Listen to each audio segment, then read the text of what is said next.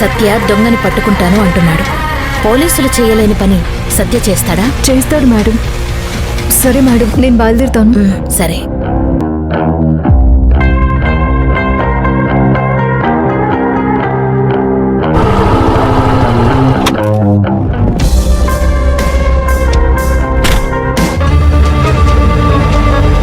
అన్నా, ఆ కానిస్టేబుల్ ఎటువైపు వస్తుందన్నా? ఈ రూట్లోనే వస్తుందని మనకి ఫోన్ వచ్చింది. మీరిక్కడే ఉండండి, నేను ఆ పక్కన ఉంటాను. ట్రై, ఇది చాలా ఇంపార్టెంట్ వర్క్. మినిస్టర్ అన్న లైఫ్ మొత్తం ఆ ఫైల్లోనే ఉంది. జాగ్రత్తగా దాన్ని కొట్టేయాలి. ఆ వచ్చే కానిస్టేబుల్ని కత్తితో బెదిరించి ఆ ఫైల్ తీసేసుకుంటానన్నా. అలా బెదిరిస్తే ఫైల్ ఇస్తారా?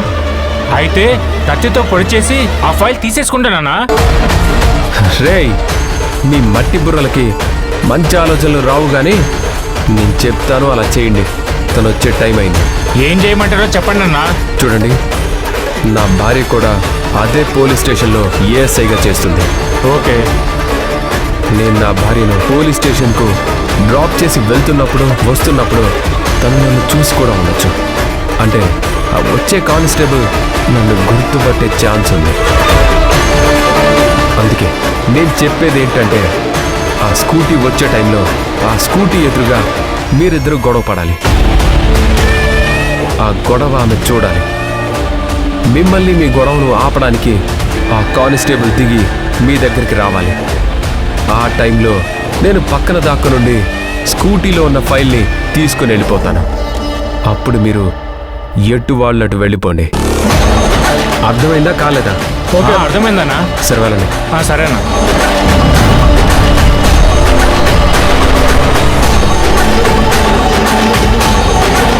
రేయ్, ఆ దొంగతనంలో నాకు 80% రావాలి. మర్యాదగా డబ్బులు ఇవ్వకుంటే నీ అంతా చూస్తాను. నాకు 80% కావాలి. నీకు 20% ఇస్తా. ఇంచి కామ్గా వెళ్ళిపో నువ్వు. నాకు 80% రావాలరా. రేయ్, నీ అంతా చూస్తాను. మర్యాదగా నా 80% కూడా ఇస్తావా లేదా?